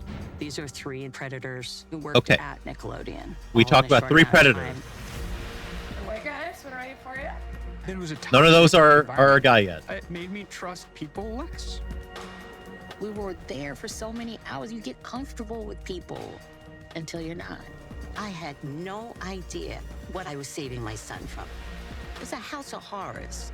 They find Okay. this enormous trove of child pornography. Okay, child porn. The officer said we found Ziploc bags, each one with a girl's name on it. 11 Okay. charges of child sexual abuse related to Okay. a child actor. It made me Peck, wonder that Peck was coaching the who victim. There we go. was being hurt. I've been waiting 17 years for today. It wasn't dealing with anybody on the shows or anything, right? It was a child actor. On one of our shows. Yes. Have you ever told your story publicly before? Okay, that's the trailer. There we go. Did at any point did the trailer indicate that our guy here was that Schneider was he was the pedophile? I don't think at any point it says that. So already this is flimsy. And also let's be real. Defamation is a tough hill to climb. It's tough to prove. You're gonna have to really. I mean, honestly, I think he's going to have to open up a lot of shit, a lot of evidence to a lot of people that he probably doesn't want to have to open up for, or open up to, in order to prove that it is defamation at all. And that's not something I think he wants to do. So this is an interesting development, I have to say. Let's see here. Schneider added that he expects the defendants to cloud his claims by pointing to what they did get right in the doc, as he previously apologized for a lack of professionalism on the set. In a statement obtained by Yahoo, Schneider admitted that he exhibited poor judgment and was sometimes a bad leader, which he is sincerely apologetic and regretful. However, he feels the doc makers mislead viewers to increase ratings and that they went beyond reporting the truth, falsely implied that I was involved in or facilitated horrific crimes. So he's saying implication is the problem. Implication. I think the only thing that really the biggest thing that they point to is the fact that he just really opened up a really negative environment and avoided accountability for any of the bad things that happened under his watch. That's really the biggest thing I think that they point to. I'm sure he did other things, and I really, again, want to watch this. I need to go down, I need to go find a legal source to view this in a legal manner so that I can enjoy it and see what actually happened in the documentary. But yeah, interesting stuff going on. Interesting stuff going down. We'll see what happens with this case and how it develops. But yeah, not a fun time for a lot of people. Not a fun time for a lot of people. Anyway, let's move on to maybe one more story before we wrap up with a little bit of complaining, because I like to finish. I wanted to finish up I finish up Coffee with Kahtide with. I finish it up with a little bit. Sometimes I do questions. Right now, I'm trying out the complaining segment and seeing how that goes. So let's see. What else can we talk about here? This actually leads very nicely into my next topic. So I think we'll talk about this next story really quickly. This is some gaming news here. Take-Two Interactive is in the headlines now for some pretty drastic changes that they've made. They've actually shut down 2 game studios just out of nowhere. Here, I'm going to pull up some articles for us here to go into it a little bit more. This is on Bloomberg here. We go into Take-Two Interactive. It's let me do up. Great. Okay, I have other articles to go into it. Take-Two Interactive shuts down 2 game studios. Thank you, Games Radar, for being a little bit better. Completely cruel and baffling decision. Industry anger over GTA 6 publishers' closure of 2 acclaimed studios despite commercial successes in CEO's $26 million pay rise. So we're talking 2 studios, one of them that I actually really cared about. Here we are. Yesterday, May 1st, a couple days ago, Bloomberg reported that Take-Two would be shutting down British developer Roll7 and Seattle-based game studio Intercept Games. This is actually part of Take-Two's previously announced 600 layoffs last month in April. So it means the developers being laid off from both studios are included in the 600 people being left jobless. Absolutely awful. So here's some tweets from Very AFK. The large corporate cycle is just gushing about people, culture, and the human element, teamwork, and pride. And then when operational failures lead to massive layoffs, the human element is so deliberately thrown away. The mask peeled off. Corporations do not care about it. John Cartwright here, he talks about he actually tweeted an image here of Take-Two Interactive Software's current stock, its market capitalization of 24.37 billion USD. Let's see here. Here's some more tweets. These are from Roll7. They released Ollie Ollie World and Rollerdrome, for those who are familiar. Del Walker says, or tweets here, you can create a Golden Joystick nominated indie game that has 9 out of 10 on IGN and Steam reviews, wins a BAFTA for Best British Game, is profitable, and the megacorps will still shut you down. We got another one here. Jake Green, a freelance writer, reports Roll7 released not 1 but 2 Game of the Year contenders in 2022. Genuinely cannot imagine how devastated the team that must be right now. Just a completely cruel and baffling decision. Let's see here. Others have taken Take-Two CEO Strauss Zelnick's financial compensation into question.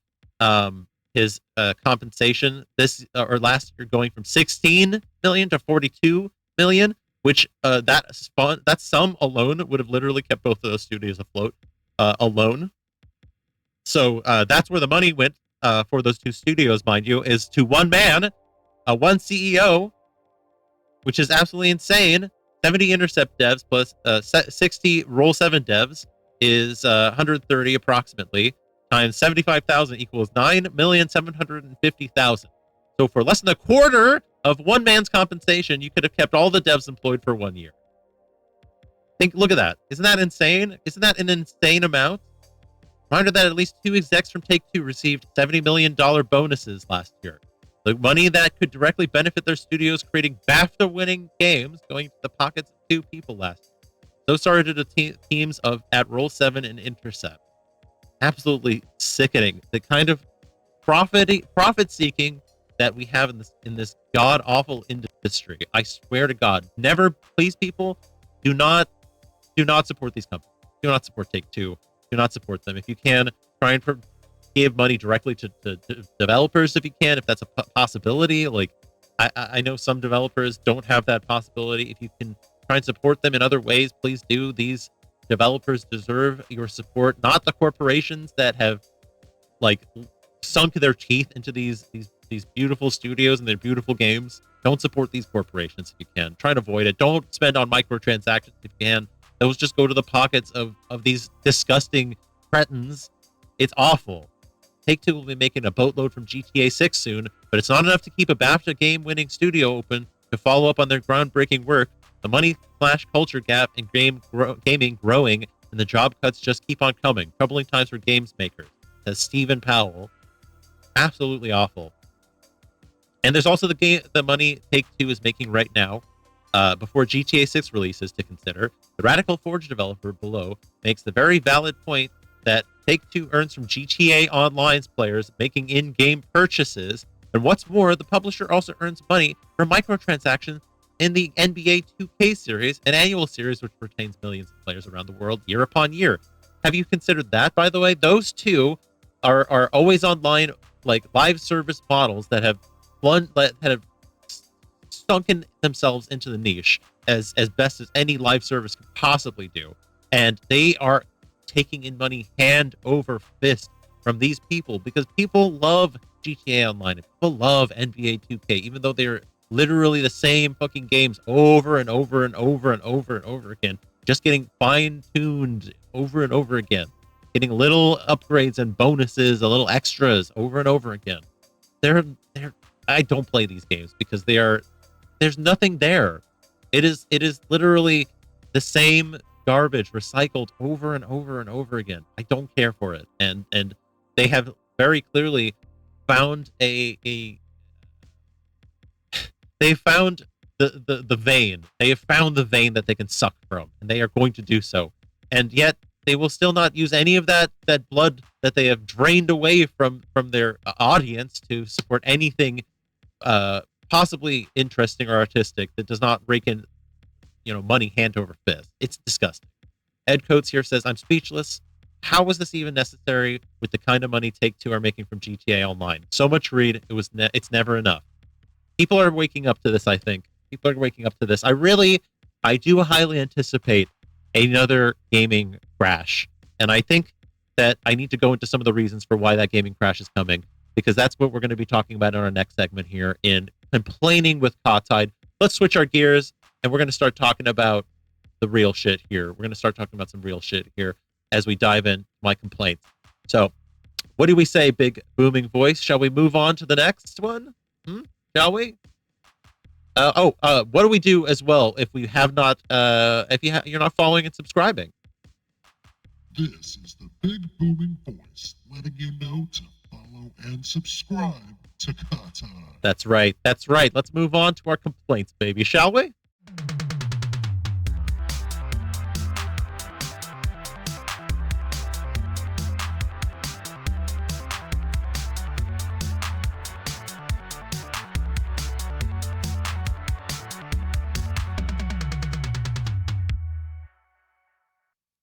That's right, people. We're moving on to our final segment here.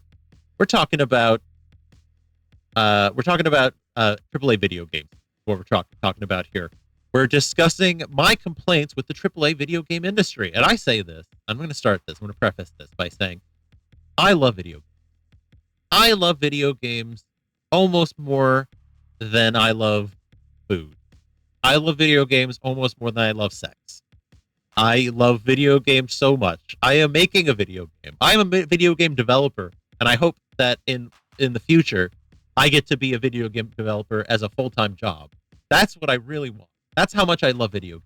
So let me tell you, I say this from a place of love and of compassion, because I am a gamer through and through. I am a dyed-in-the-wool gamer.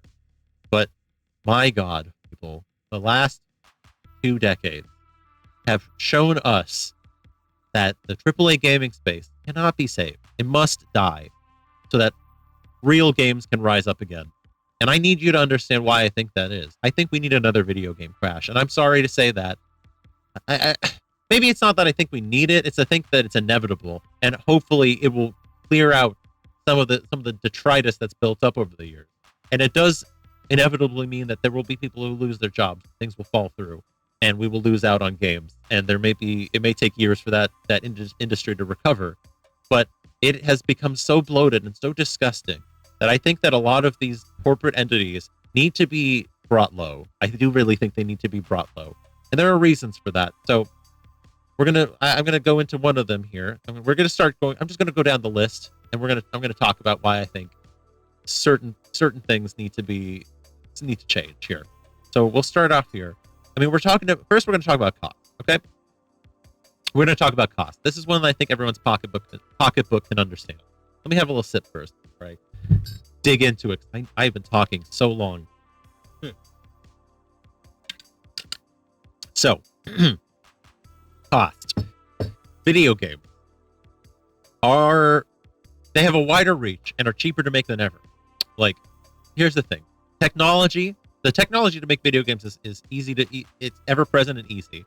There's Unity, there's Game Maker, there's Unreal. There's all kinds of engines that people can use just to put out a game. It's not hard. You don't have to build your own engine anymore. You can there's a lot of ways to abbreviate the work that you do to make it easier to iterate. It's not that hard. But the thing is that the expectations are often really high in gaming. So you bring in a large team, you bring a lot of people that can make art, that can make assets, that can program, that you need people that can translate for a wider audience. The more you invest into a game, the more money it needs. That I understand, obviously. But even at the end of the day, even at the end of the day, a lot of the cost that came from video games back in the day that resulted in being costing like $60 was packaging, was the CD, or was the cartridge. It was the actual physical media that you bought, that you purchased. It had to be shipped. You had to pick it up from somewhere. It had to be kept in stock somewhere. That's where a lot of the cost came from. Nowadays, a lot of the cost, where's the cost? Because the game development, the money required to develop the games often stays the same, or even goes down at some points, considering they don't want to invest that much into their actual titles, and often will fix them up later. That's a different point I get to. But a lot of that cost, again, was supposed to be for the physical media. Now, a lot of that money just goes to executive pay. It goes to the administrative class, the shareholders. That's where this money is going to now. It is not going to salaries. It is not going to like helping to develop better and more games. It does not go to those places.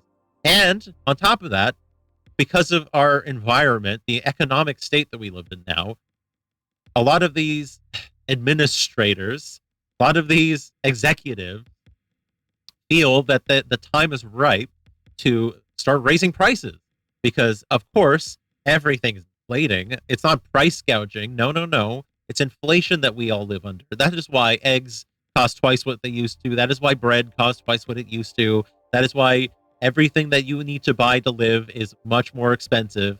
No. I mean, look, we need to make sure that our developers get paid enough. That's why we need to raise our prices to $70, and that's why everything is a microtransaction. No, so this is bogus. This is bullshit. This is price gouging at the highest sort. And that's not the only thing that happens nowadays. Let me go into more. There's definitely, I think, an argument you could make for saying that a lot of developers and publishers are cutting out content that normally would be included in their game, but is now being sold as DLC, or is now being sold as a microtransaction. Do you not recall? Think back 20, 30 years ago. There were games where you unlocked things through progression in the game. You just unlocked things. There was no online marketplace. There was no way to buy a cosmetic. The cosmetics were built into the game. You had to unlock them or find a cheat. You had to go to a goddamn magazine or a website and find a cheat code. And instead, now, we live in this world now where you pay. You must pay. And this is an old article I'm bringing up, but I wanted to cite a few examples here of examples in, like, the past 10 years where egregious microtransactions were common. Think about this. Metal Gear Solid 5, the Phantom Pain. You had Mother Base coins. You had to use it to upgrade your headquarters, to build a forward operating base, and to get all these, to get quicker access to weapons and items and cosmetics. Wasn't that a single player game? Why is that? Why is there an in-game currency that you have to pay for to get bonuses to make things go faster? I don't understand. How about this? Call of Duty World War II. They had microtransactions for Call of Duty points, so you could get rare loot to make you better. It was a pay-to-win competition. Isn't that great? What about, let's see here. Oh, Dead Space 3 is a great example. It eliminated the survival aspect pretty much, because you ended up getting godlike items, but you had to pay for it. You had to spend real money to be able to craft those items in the first place. So either you suck or you're like the best in the game, but because you purchased a bunch of fucking add-ons for a single player game. Like, what the fuck? Okay, what about Deus Ex? Again, another single player game. Deus Ex Mankind Divided. There were some microtransactions in there. There's at least a dozen to get in-game credits. Praxis kits for AUG. Weapon packs, chipsets. A lot of these were pretty unnecessary, and they were supposed to be called accelerators. That's what they were called here. Very greedy, very greedy. What else? I mean, Star Wars Battlefront 2 obviously is the king of this. Remember the whole kerfuffle? Remember the media circus that happened? Not just in video games news, but in real world news, where they were discussing the microtransaction problem with Star Wars Battlefront 2. Literally, EA lost $3 billion in stock value because of that. And yet they still keep churning out this sort of shit all day, all night. They love microtransactions. They really do. Oh my God. And I'm going to move on to my next reason, but I need water. Hang on. Okay. Next rant. So, one of the big problems with microtransactions, and one of the reasons why there's such a problem is because they have a major effect on the video game industry. They really do. And, you know, there are studies here. You can definitely look into this. Just going over the kind of pay-to-play approaches that have been used. Like, here's the thing. This is things that people have discussed in actual, like conferences. There are, like, discussion groups about this, of, like, how to exploit whales, how to take advantage of people that have poor impulse control or have gambling addictions, and how to use like psychological programming basically to make these people compelled to buy your microtransactions, buy your cosmetics, buy your battle passes over and over and over, and sink vast sums of money into satisfying these like empty pursuits. And they rake so much money. They rake so much money out of these people, and it's evil. It's absolutely evil. I mean, the Jimquisition has gone into a whole video about this. It's a few years old at this point, but it really does kind of talk about a lot of the basic experience that you get here, especially with like mobile games, browser games, things like that. There's a lot of that. You know, it's pretty awful. It's really awful. So yeah, that's a huge issue, I think, and it's very clear that they use like the tactics that the gambling establishments use in order to really just destroy these people's lives, and it's disgusting. It's absolutely disgusting. It's why in the EU there's rules against loot boxes at this point. There are some rules against loot boxes at this point. You know. But they're not going to be able to quit it, of course. They're definitely not going to be quit it. We have a fucking... Here's a CNBC link. We can... God, shut up. I don't want to do that. Thank you. I think we have a clip. Don't we have a clip? Here we go. The two Let's watch the biggest clip. video game makers in America now make most of their money not from people buying games, but on subscriptions and spending within those games. In fact, Electronic Arts and Take-Two Interactive both make a staggering 75% of their money from Look at that. sold 75% of the money is being made out of microtransactions. Look at that. Microtransactions. You've seen examples of this revenue generation from top titles like GTA 5, NBA 2K, and Fortnite.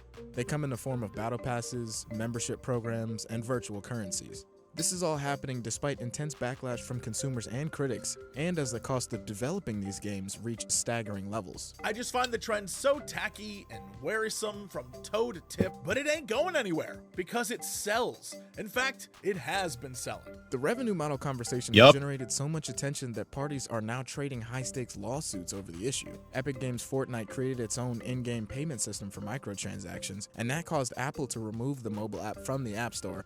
Yeah, that's a classic story too. They literally are so greedy that they'll fight Apple in order to be able to get their microcurrency through. Fucking disgusting. Ending in a lawsuit and several court proceedings, Apple now has to give its users access to rival payment systems and app stores in the European Union. There was quite a bit of pushback from especially the very dedicated gaming community, and rightly so in a lot of cases. You know, a lot of those models, the early models, it was tough to get the things you want. So here's how microtransactions and live services took over the video game industry, and why gamers really can't do anything to stop it. I don't like how optimistic that sounded.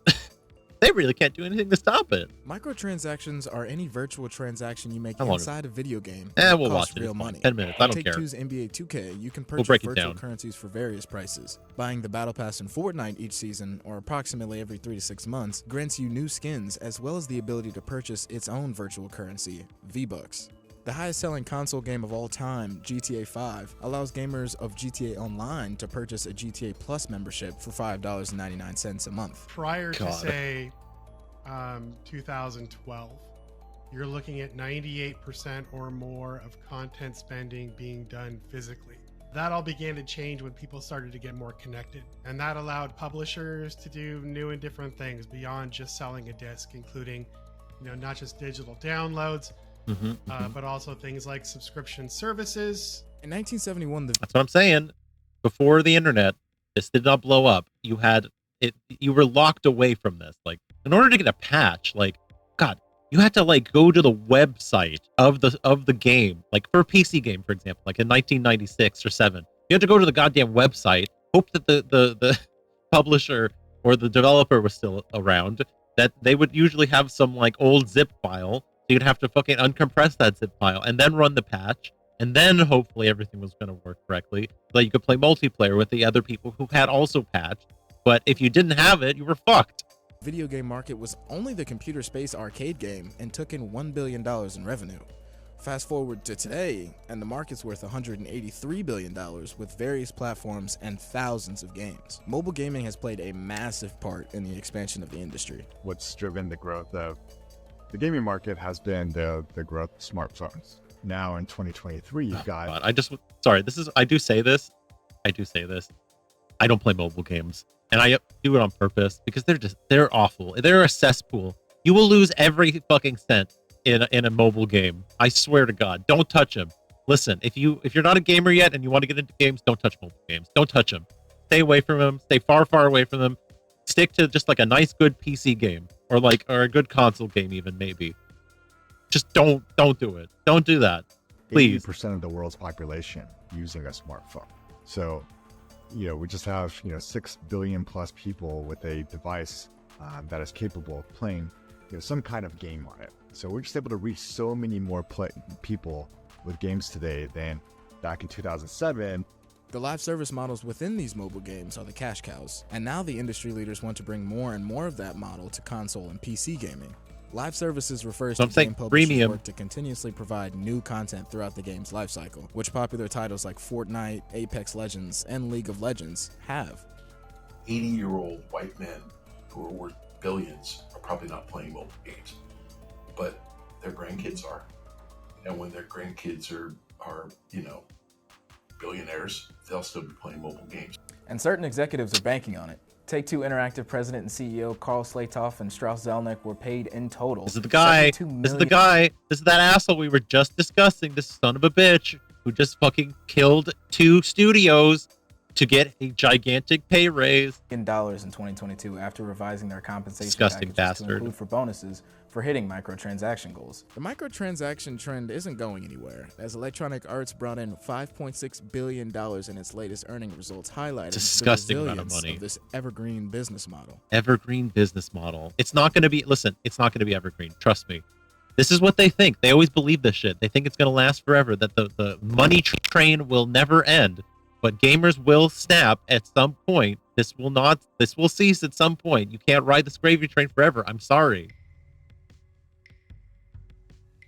Incorporating spend opportunities in paid games offends the user because they're like, I already paid $70 for the game. Why do you want to charge me more? This frustration and backlash to in-game purchases is nothing new.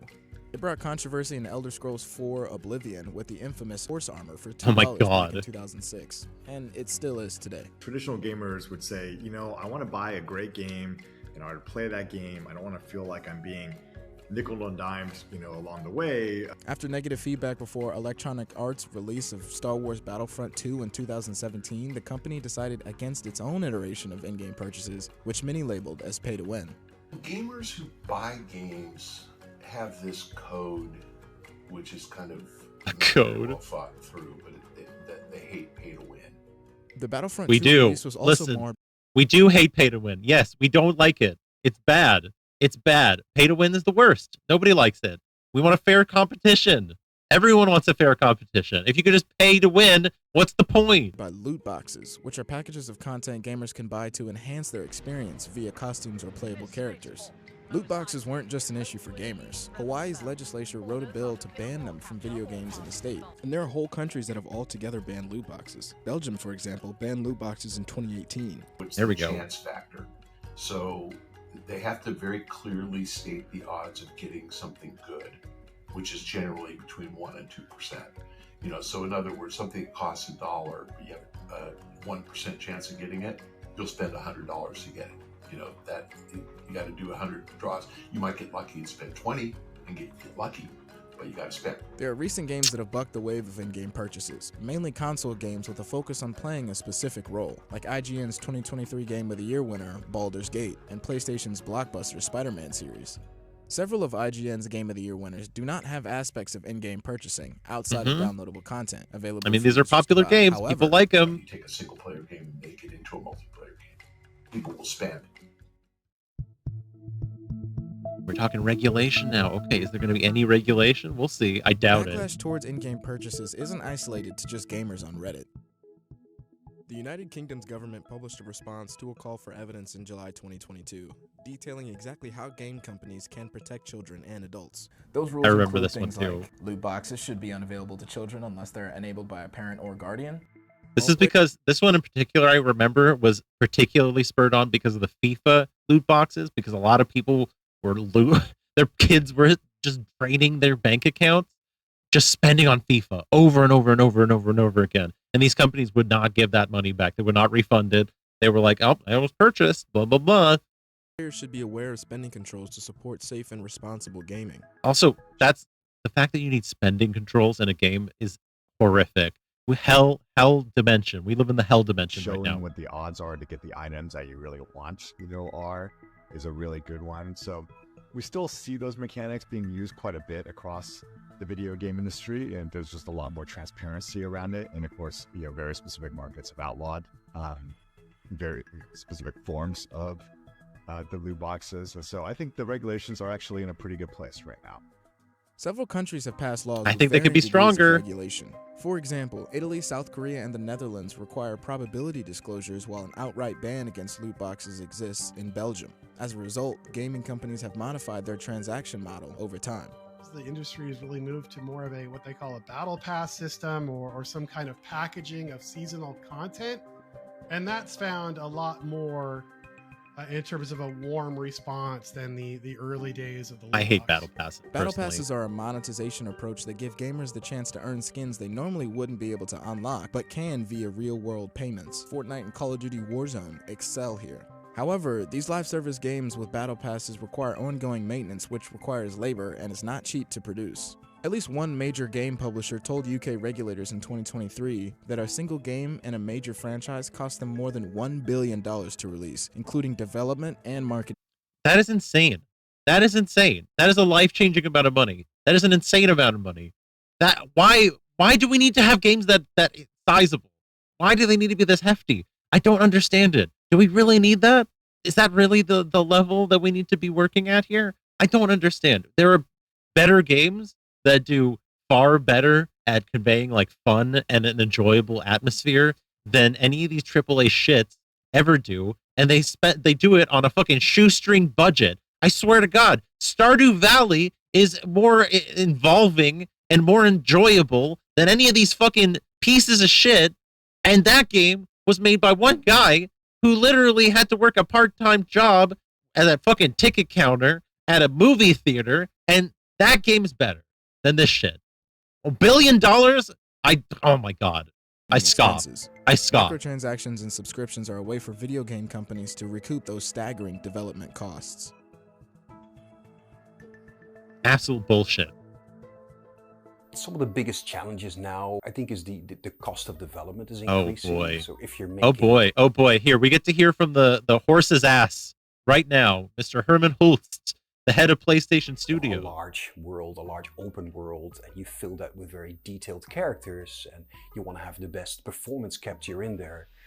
That takes a lot of skilled workers. Or if you're developing a game, a live game, and you want to update that every day or every week, that again takes a lot of skilled workers. Games like Fortnite and EA's Ultimate Team require maintenance throughout the course of playing through live services, which are frequent content updates throughout the game's lifecycle. EA's live services brought in a record $1.71 billion in the quarter ending January 30th, but they're costly to manage, and not all studios are able to bring the live service offerings they had initially planned, like PlayStation, but have still found success with certain games, like Helldivers 2. We're really talking about a live service, a living, breathing game that continues for years and years. Grand Theft Auto 5 launched in 2013. It's still one of the most played games 11 years later and in 2020. I think we've done enough here. Okay. Every fucking company is desperate for a live service game because it is a cash cow. They can milk that thing for years. They are so desperate to do it. And do you know how many goddamn fucking live service games are littered? How many corpses are littered along the road so far? Dozens, hundreds of live service games that went nowhere, that nobody played, that never made a fucking impact, that wasted time and money, wasted the time of a bunch of developers who made art, who made programming, who made a lot of effort, put a lot of effort in those games that went nowhere. Awful. Absolutely foul. I appreciate that we got that primer, so at least we can kind of discuss, we can look over sort of what the nature of the environment looks like, as well as the fucking lib take on it, which is, because games get bigger, that means that we need to hire more people to add more content for them, and that means we need to charge more from our players. Shut up. Shut the fuck up. Shut the fuck up. No. If you're charging fucking like $70 for a game, you should give the updates for free. It shouldn't be like that. No. Fuck you. Fucking goddamn fucking TF2 put out game. It's fucking updates.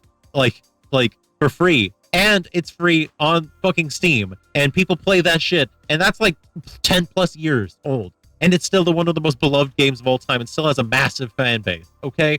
No. You're fucking crazy. They still keep that game afloat off of just the fucking revenue off of hats. Okay? Just hats.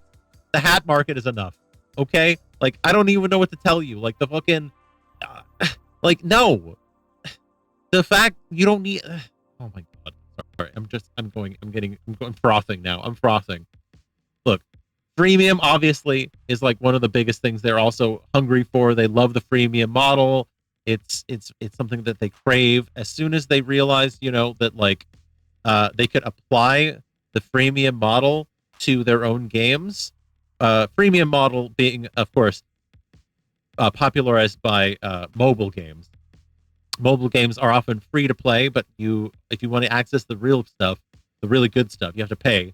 You need to usually pay for a subscription model, pay into a subscription model, or you have to buy currency or something like that. And as soon as game developers for larger AAA single player or multiplayer titles saw this, they were like, okay, I'm in. I'm absolutely in. We're going to apply that model, and we're going to apply it into the PC gaming arena. We're going to extract more money out of it. And the really disgusting part about it is they also still have the gall to charge $60, $70, $80, $120 in some cases for these games and expect you to also pay for their currency. So you're not just paying for the game at cost. You're not paying for like the whole game. You're paying for the base game at launch, and you're paying for the add-ons, and you're paying for the microtransactions and the currency. So at a certain point, you're paying what, $200, $300, $400, $500 on a game, plus if you want we really want to invest into it. Of course, people aren't playing games as much as they used to. At least a certain branch of the gaming market isn't playing games like they used to. Like they're sucked into these like limited like transactional relationships, and they probably can't even afford to play more than a couple games. I've done a little research. I was doing some reading on some of these here.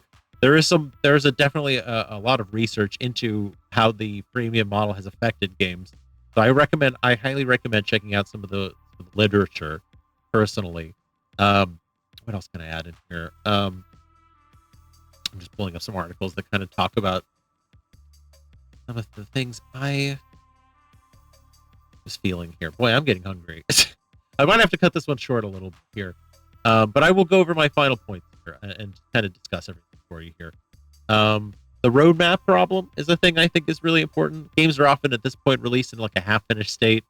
You're usually given something like a roadmap or something to follow, a timeline for when you can expect certain features to come out. There are day one patches all the time. That I think is honestly just absolutely foul. I remember a time personally when games would come out and they would come out at complete and whole. They will be bug tested. It will be very rare to find a bug in a game. And when you do find it, it's often a cause for celebration almost, because you can almost, like for speedrunners, you can use that often. Or it's just for fun. You can be like, hey, look at this fun glitch I found that nobody could find.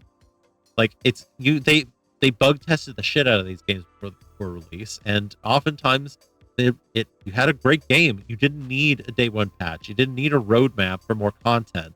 The content was built in. The skins, the like fun features, the like cheat modes, all this stuff was already included. Now, instead, you have a roadmap you have to follow. You have to follow the roadmap, and they have all these things that they promise are going to come out in the future. But like that just means that if the game doesn't do well, if it flops, they don't have to make the rest of the game. They can just flop the game, you know. And if it does well, boom, there you go. Now you have the money that you need to make the rest of it. So it's just another cost-cutting measure, and it's just another like way of hedging their bets, I feel. And it's also a way to keep things on like this timeline. You know, there's always these exaggerated, ridiculously short timelines for turning over a game that puts all this pressure on developers. Making a game takes time. It takes years to make a game often, and you can't just shit one out. And this is one way that they just are forced to shit one out, and I think it's really awful too. Two more things I'll go into here. Maybe three, actually. Three more things. A lot of the games now are just being released as a multiplayer. There are games like, this is also another old article, but I just want to get some examples. Overwatch. How long do people wonder about their single player campaign? Let's see, Apex Legends. I don't think they have a single player campaign. It's still multiplayer only. Fallout 76, great example. I mean, they literally were like, hey, we're going to let all the players be NPCs instead of adding anything to the game. You know, all kinds of titles that don't have a single player campaign, which I think is just really sad. Like, single player campaigns are important. They give a story. They give a context for why you're playing. It's rare. Like, I find it like there are games that are multiplayer only, and I don't think that's necessarily a problem. But the fact that there are so many of them these days is a problem.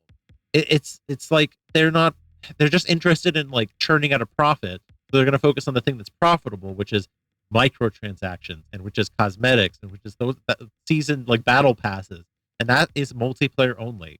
You don't get that usually in single player. People backlash against microtransactions in single player games all the time, but it's almost accepted in a multiplayer context because like, oh, we're competing against each other, we're like showing off to one another, you know. And I think that's personally foul. And then of course I think one of the big examples too that maybe is harder to pin down, but I think is definitely the case, is that game releases are sometimes timed to avoid company controversy. And one example I wanted to cite here was the year 2020. That was the year that Ubisoft's sexual abuse scandal broke.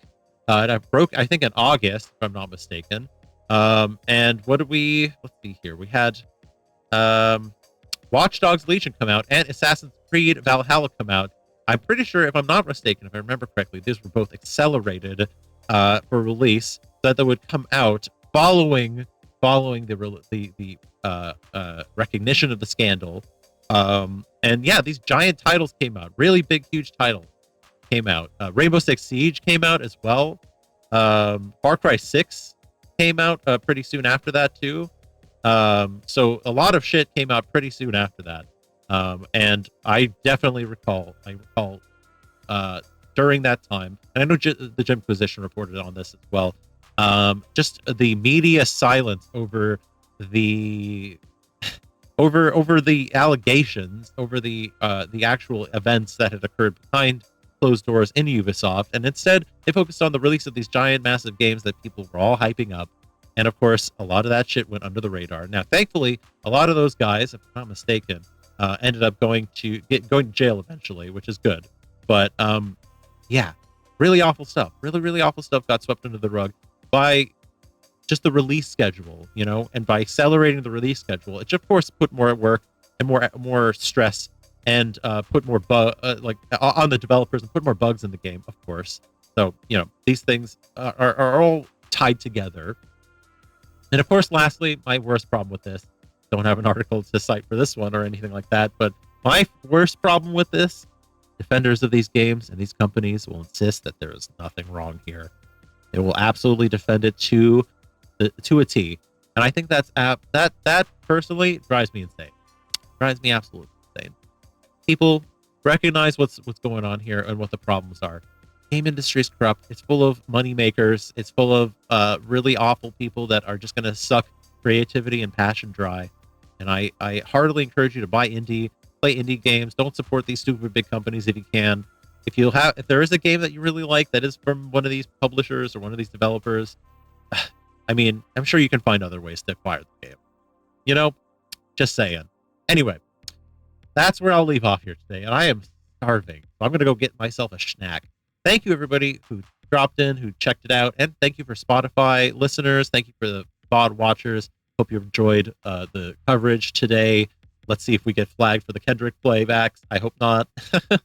But anyway, catch me next week. We'll be doing more streaming. It'll be games next week.